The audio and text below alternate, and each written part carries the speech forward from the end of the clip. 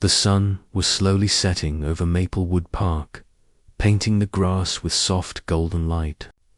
Lily sat alone on an old bench by the duck pond. A paper lunch bag sat beside her, mostly untouched. She held a worn-out paperback in her lap. But she hadn't moved past the same paragraph for 10 minutes. She was exhausted not just from spending the day running after toddlers and cleaning up messes, but from the constant stress in her life. Her grandmother's weak heart meant daily medicine and endless hospital visits. Bills kept piling up, and her small nanny jobs barely covered the basics. She loved children, but love didn't pay for medicine. This quiet moment in the park was the only break she allowed herself before heading home to cook. Call the pharmacy and figure out which bill she could delay again. She tore a corner off her sandwich and tossed it to a pigeon. That's when she heard it, a soft, broken sob. Not a whiny cry or a tantrum, but the sound of real fear. Lily stood up and followed the sound toward some bushes under a tall oak tree.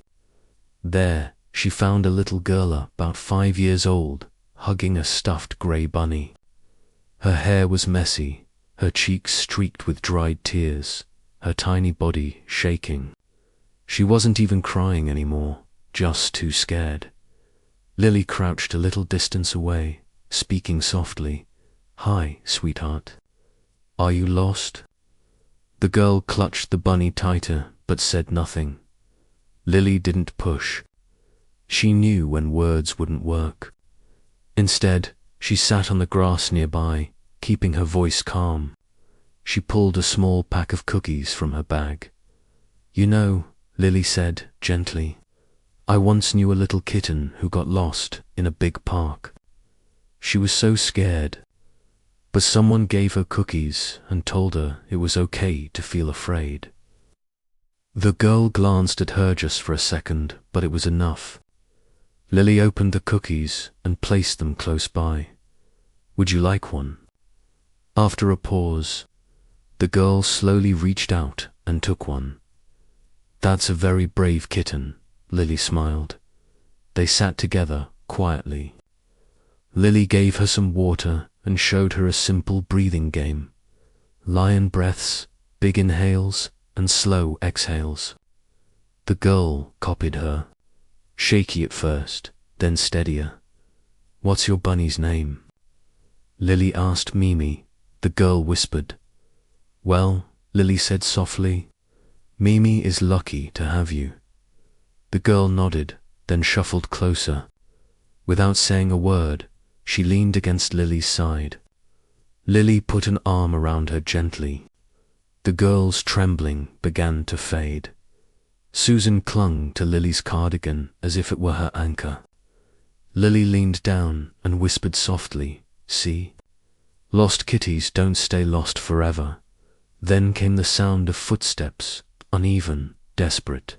Lily looked up. A man stumbled out from the path, his shirt rumpled, his breathing ragged, eyes darting wildly until they landed on the small figure in Lily's arms. He froze, his chest tightening as if the world had stopped moving.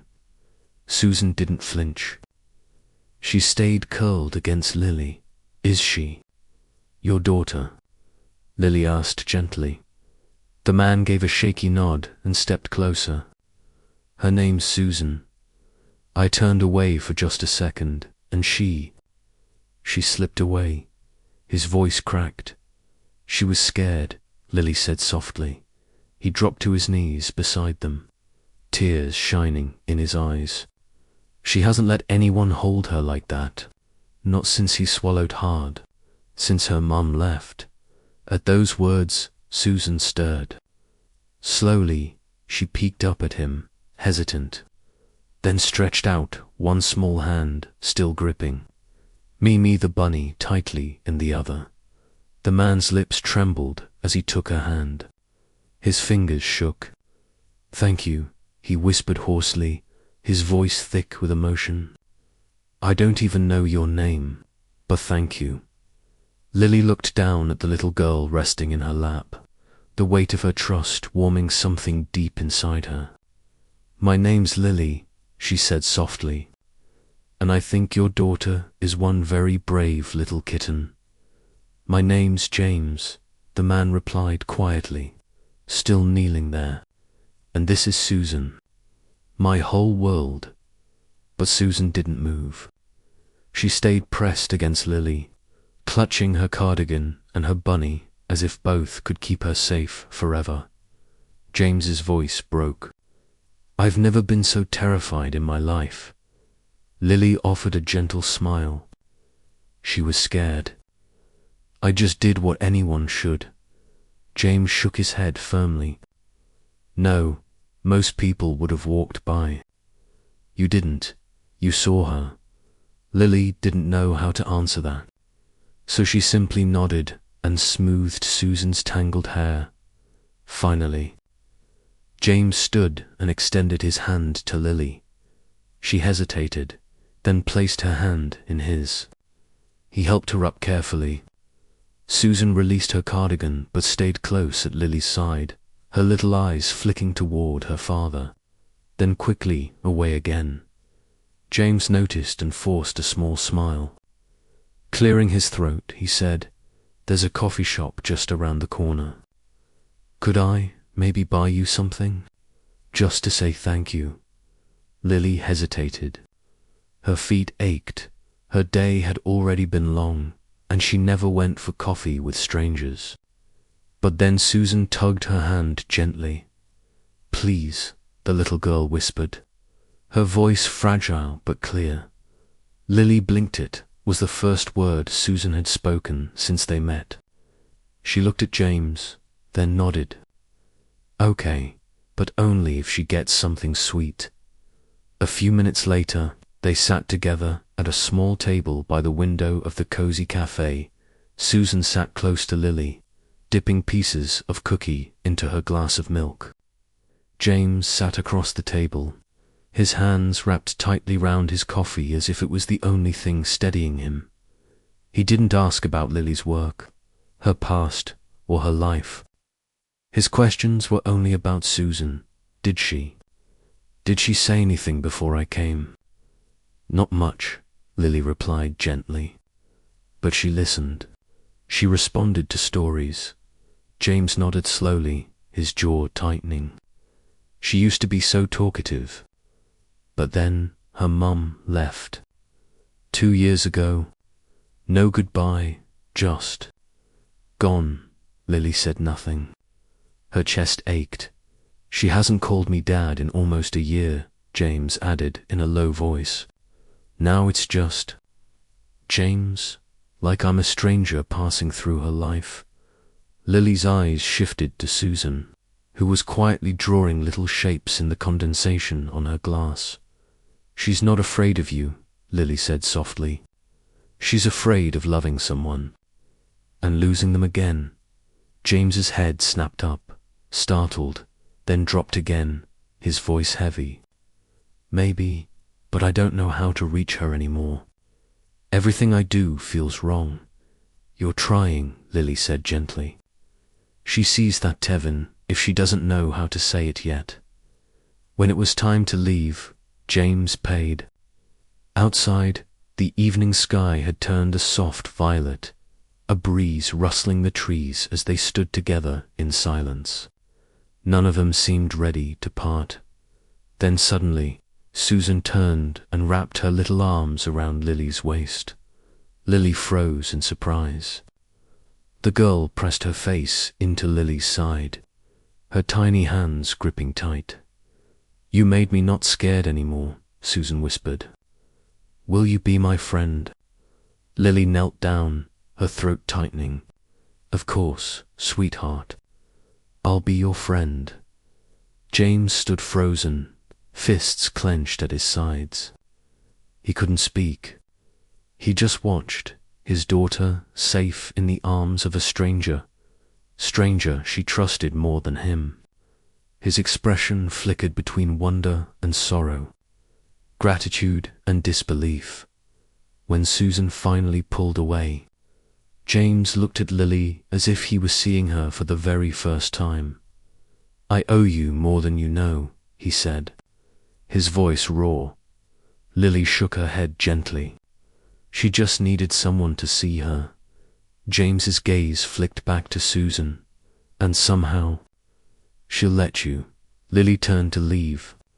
She felt Susan's eyes follow her the whole way, and James's silence heavy. Unspoken lingered, like the start of something neither of them could yet name. 3 days passed, nothing, no calls, no messages, just silence. Lily told herself it had been a brief, touching moment. Something meaningful, yes, but only temporary. She tried to push it aside, tried not to think about the desperate hug or the father's haunted eyes. And then her phone rang, an unknown number. She almost let it go, but something made her swipe to answer. Miss Lily. A woman's voice, professional yet warm. "This is Adrian, Mr. Jameson's assistant. He asked me to reach out to you directly." Lily blinked, confused. "Mr. Jameson?" "Yes, James Jameson, the father of Susan," Adrienne clarified. Lily's breath caught. "Mr. Jameson would like to formally offer you a position," Adrienne continued. "Full-time nanny for Miss Susan.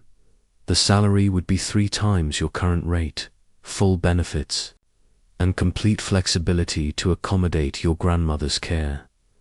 Lily sat frozen in her tiny kitchen, one hand gripping the edge of the table. Her mind spun in disbelief. Was this real? Is this serious? She whispered, completely. Adrian replied, his exact words, "She's the first person Susan has smiled at in a year." Find her. Lily wanted to say no. It was too sudden, too much. But then her thoughts turned to her grandmother, the bills piling up, the prescriptions they were stretching, the quiet pain her grandmother tried so hard to hide. So Lily said yes. The next morning, Adrian sent a sleek black car the moment it turned up the private drive.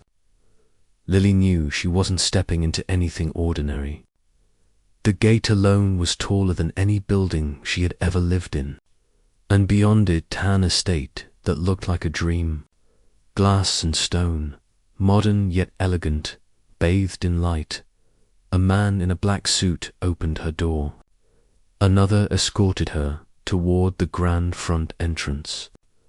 Lily kept glancing around, half expecting someone to laugh and tell her it was all a joke. But no one did, before she could even knock. The front door swung open. Susan came running barefoot across the marble floors, Mimi the bunny dangling from one hand. Her little face shone like sunshine breaking through fog. Without a moment's hesitation, she threw herself into Lily's arms. "You came back," Susan cried. Lily caught her, stunned and moved, hugging her close. "Of course I did, kitten." From the staircase above, James appeared. He looked different in the morning light, still dressed simply in a dark shirt and jeans. But the way the light framed him made him seem sharper, more commanding. He was every bit the man people would later describe in the articles Lily hadn't yet read. Powerful, elusive, intimidating. And yet when his eyes rested on her, none of that seemed to matter. "Hi," he said, almost awkwardly. "Hi," Lily echoed. He led her through the house not as a show of wealth, but more like a man who was strangely nervous, searching for words he didn't know how to say. The house was breathtaking, yes, but quiet. Too quiet, like something lived in, but not alive. "She runs it," James said softly, glancing toward Susan, who was now tugging Lily excitedly to her bedroom. "But to me, it's always felt hollow." Lily nodded, understanding more than she expected to. When they were alone, James's voice softened. I know this is overwhelming. That's one word for it, Lily said with a small smile. James chuckled under his breath, then his expression turned serious again. I never wanted Susan to be cared for because of me or what I own or represent. I've hired some of the best people in this city, James said, his voice low, but none of them made her laugh. He paused, searching for words. That day in the park you did. She laughed. She ran. She held someone's hand. Lily lowered her eyes, unsure how to respond to praise that felt far too personal. I'm not hiring you because I think you're perfect, James continued gently. I'm asking for help from the first person who truly saw her. Not the headlines. Not my name, just her. Lily looked up, meeting his gaze. And for the first time, she didn't see the powerful CEO everyone else must have seen. She saw a father, vulnerable, desperate, quietly pleading for his child. She nodded.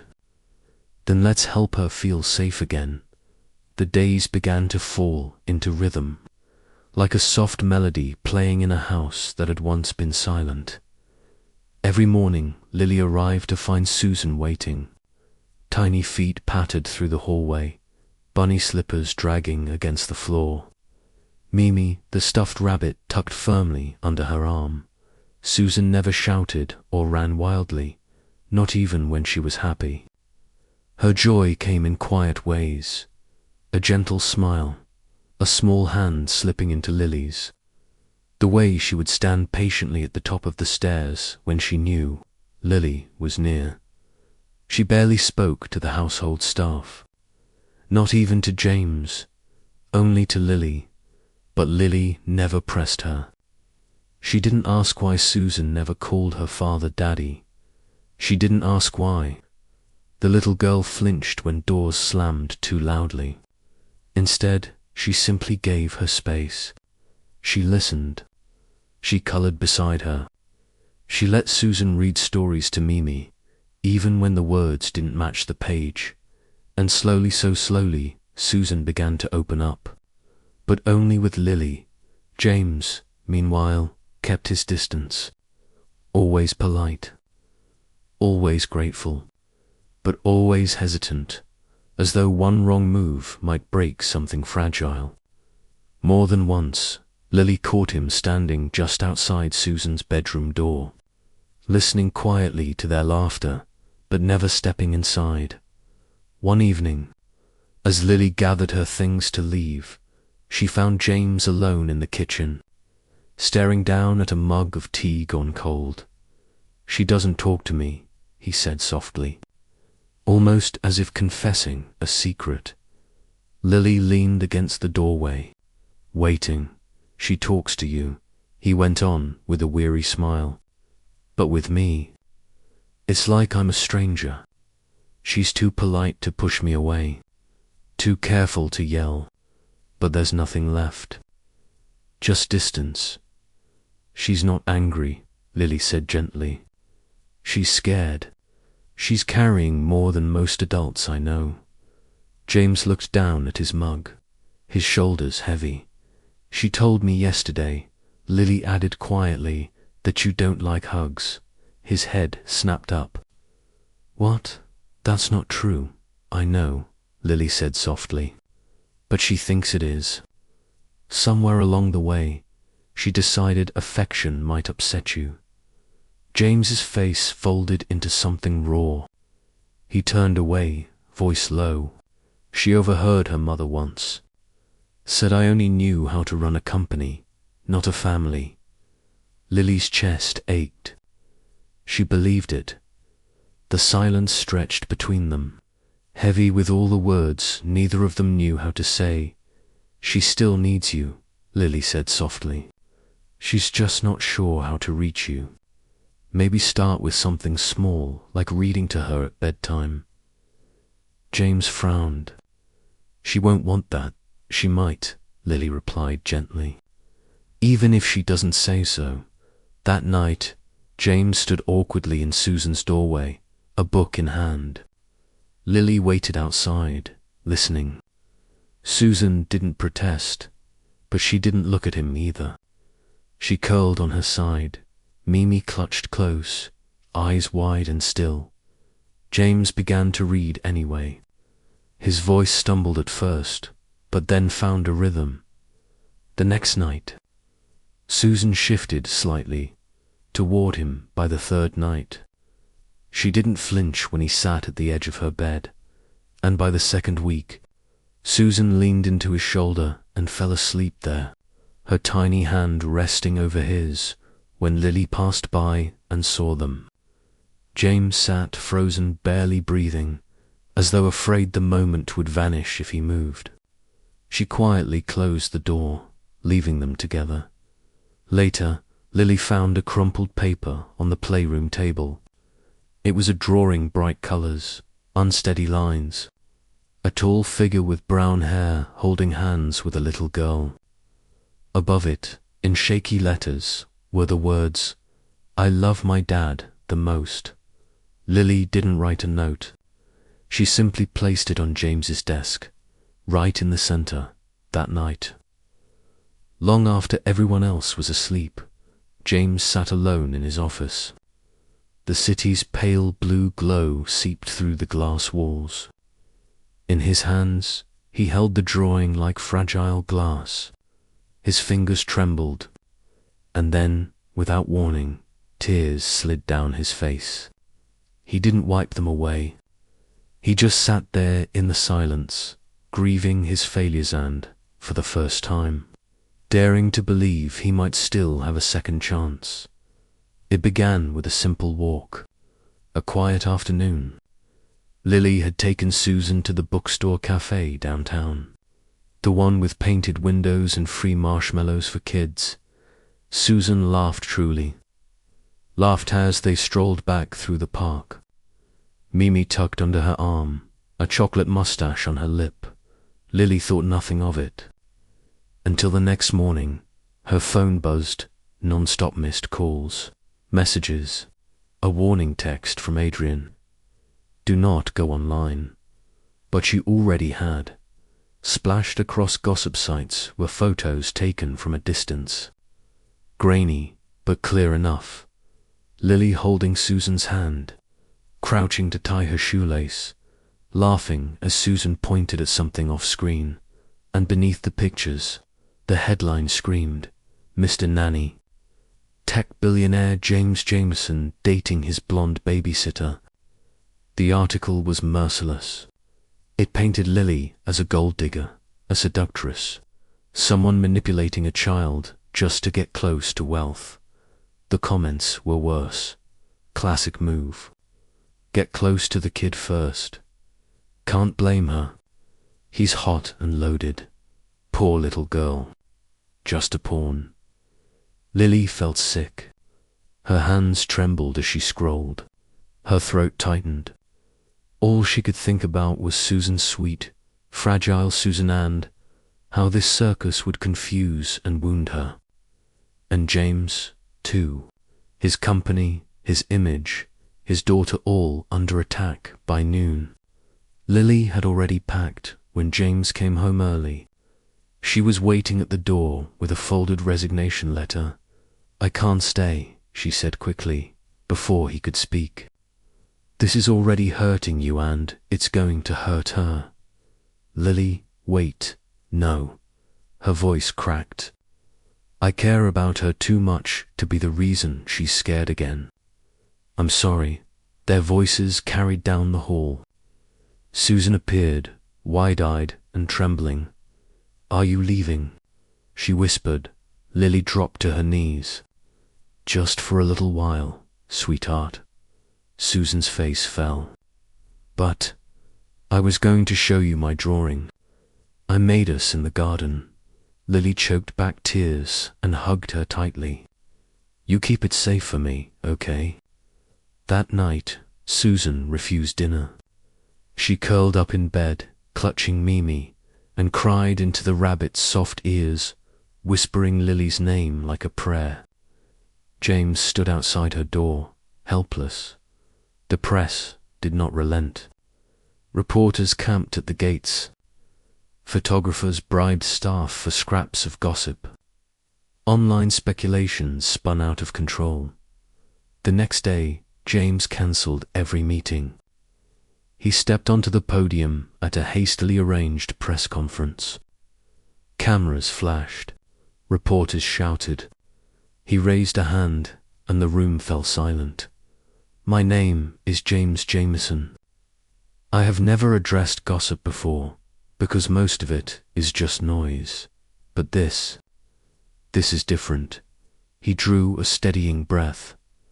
"Lily is not my girlfriend. She isn't after my money or my name. She is the woman who saved my daughter in a park when she was too frightened to speak. She is the only person Susan allows to tuck her in at night. The first person my daughter has trusted in years." Camera flashes lit the stage like lightning. But James didn't flinch. "She is not just a nanny," he continued, voice firm. "She is the reason I remembered how to be a father, and she is the reason my little girl feels safe again." The room fell silent. James locked eyes with the cameras. "So before anyone else writes another word, I want you to know this she's family, and I will protect her as such."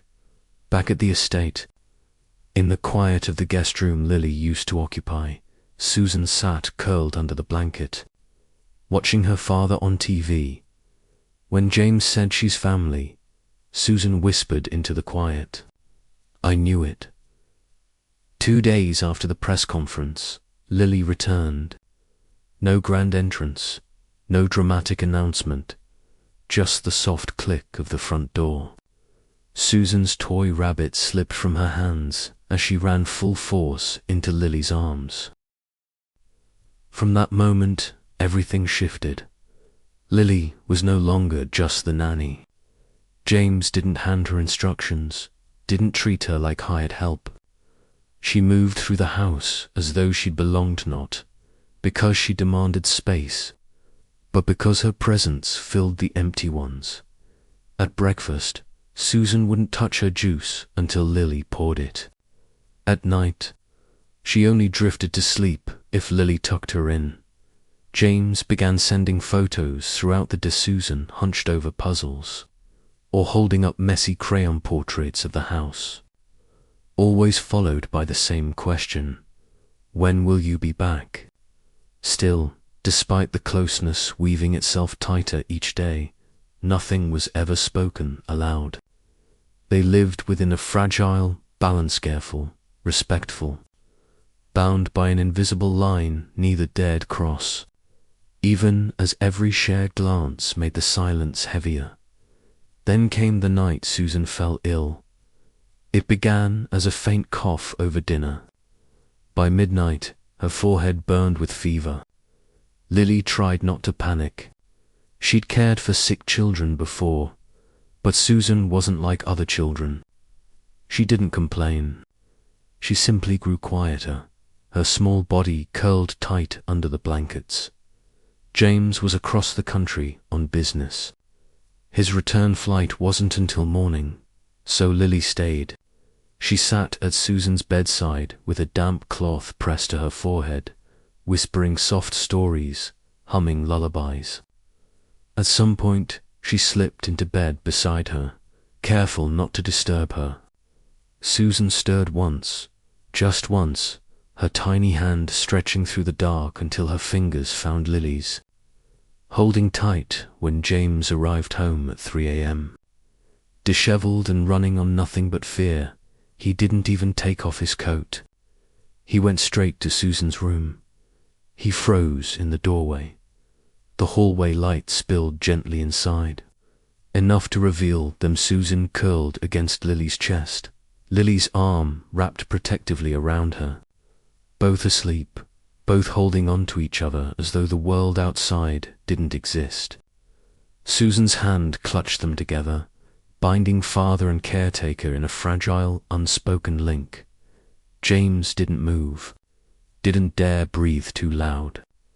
His chest rose and fell with something he hadn't let himself feel in years: gratitude, ache, overwhelming love. He stepped back silently and closed the door. Downstairs, in the hush of the living room, he found one of Lily's books left on the table, a worn paperback she always carried in her tote. He sank into the chair by the window, the city lights spilling across the pages, and for the first time in years, James Jameson read not for business, not for power, but because it made him feel closer to her. The book still bore little paint smudges on its corners, Susan's handiwork during one of her many decorating sprees. Lily had never minded. James ran his fingers over them before opening to the inside cover. No text, no email. This needed ink. Something real, something she could hold. He wrote slowly, his pen pressing deep into the paper. Lily, if you are reading this, then I probably didn't have the courage to say it out loud. So here it is, in clumsy handwriting, instead of polished words. You were never just a caretaker. You are the quiet strength this house didn't know it needed. The gentle voice that reached my daughter when I couldn't. The one who gave her back her smile, her trust, her laughter. You gave Susan back to me. But more than that, you gave me back to myself. I don't know when it happened. Maybe it was the first time I saw you wipe chocolate from her nose, or when I caught you dancing in the kitchen with her as if the world outside didn't exist. Maybe it was tonight, watching you hold her like she was your own. But I do know this, Sif, you haven't realized it yet, Lily. You've been holding both our hearts for a very long time. James, he tucked the letter into the book, set it gently on the armchair in her room, and went back upstairs. That night Lily stirred only once. She felt something in the air tender, unspoken, but drifted back to sleep, not yet knowing what awaited her when the time came. James didn't propose with diamonds or orchestras, or a rooftop lit by candles. There was no audience waiting for applause. Instead, he appeared at a small weathered house on the city's edge, daisies in one hand and a tin of shortbread cookies in the other. When Lily opened the door, she froze. He offered only a soft smile at first. Then, lifting the tin slightly, he said, almost shyly, "For your grandmother. You once mentioned they reminded her of England." Lily blinked, caught between laughter and tears inside. Her grandmother sat at the kitchen table, knitting a baby blanket for no baby in particular. James slipped off his coat, greeted her like an old friend, and then, without flourish or hesitation, asked the question, not to Lily, but to her grandmother, "May I have your blessing to take care of your granddaughter for the rest of her life?" The room stilled. Her grandmother looked up, eyes clouded by age but sharpened by wisdom. "Will you love her gently?" she asked. "With everything I have," James answered without pause. She gave a single nod. "Then yes, you may." Tears brimmed in Lily's eyes as she turned away, but James caught her hand, holding it firmly. Silently, it wasn't a grand engagement. It was the right one they chose to marry in the park, the very place where it had all begun. Beneath the same tree that had cast golden shadows the day a frightened little girl found safety in a stranger's arms.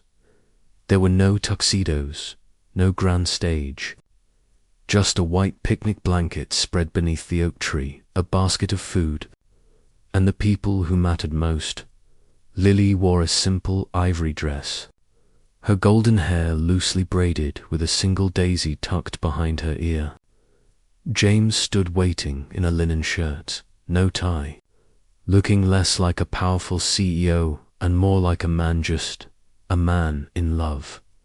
But the real star was Susan, in a tiny white dress with lace sleeves and glittering shoes. She clutched a bouquet of wildflowers. Her curls bounced as she marched forward with fierce determination. She took Lily's hand, tugging her straight toward James, and then, with a grin wide enough for the whole park to see, she announced proudly, "I brought Mummy to Daddy. I brought her home." Laughter rippled through the gathering. Lily covered her face, smiling through tears. James dropped to one knee, not with a diamond, but with both hands reaching for hers. "No ring," he whispered softly. "Just this life with you." Lily nodded, her voice breaking. "Yes, 1,000 times, yes." 1 year later, the city skyline still towered over Maplewood Park, the place where everything began. But life was different now. Lily walked with a new kind of strength. She was no longer the exhausted young woman clinging to a worn bench and a dog-eared book. Her name now shone proudly on the glass door of a modest office downtown. The Park Moment Foundation, a non-profit she and James built together, born from Susan's story, dedicated to children like her. Its mission was simple but powerful, creating safe spaces for kids carrying invisible wounds. They partnered with schools and hospitals, training caregivers, offering free art therapy, storytelling circles, and quiet corners where children could simply be. And in every welcome packet, tucked beside crayons and journals, was a small stuffed bunny named Mimi. Lily insisted on it. Susan, now 6 and radiant with energy, had become the foundation's unofficial mascot. She raced through the halls after school, leaving glitter trails and drawings taped to every desk. She laughed easily now, hugged without hesitation, and every morning she called James Daddy. Every night she whispered Mom to Lily. The distance that once stood like a wall between father and daughter had dissolved, not by force, but by patience, tenderness, and love. At home, James was still a CEO, still carrying the weight of a vast empire. But beneath the suits and boardrooms, he had changed. He was no longer a man haunted by silence, afraid of softness. He was a father. He was a husband. He was whole. Each night, James knelt beside his daughter's bed and read her stories until her eyes grew heavy. When Lily worked late, he brewed her favorite Lily tea, waiting patiently for her return. On weekends, he and Susan planted flowers in their little garden, forget-me-nots, daisies and tall, golden sunflowers, and sometimes, just after dusk, the three of them would walk back to that old park bench there, the place where everything had begun. One crisp autumn morning, James sat for a rare interview with a leading business magazine. The journalist asked him a familiar question. "What's the most pivotal decision you've ever made in your career?" James smiled. His gaze drifted to the window, where Lily and Susan were laughing over a toppled ice cream cone. Then, without hesitation, he answered, "I've made billion-dollar choices," he said quietly. "But none of them compare to the day I stopped in that park and saw a young woman holding my daughter as if she already belonged to us." He paused, his voice softening. She was just a nanny, sitting on a bench, eating a sandwich. But in that moment, she gave me back the two things I thought I had lost forever: trust and love. If this story touched your heart even a little, remember this. Love doesn't always arrive with grand gestures. Sometimes, it begins in the quiet act of sitting beside a lonely child on a park bench. If you believe in these moments, we invite you to support our channel. Subscribe for more soul-stirring stories that heal, inspire, and remind us of the goodness still alive in this world.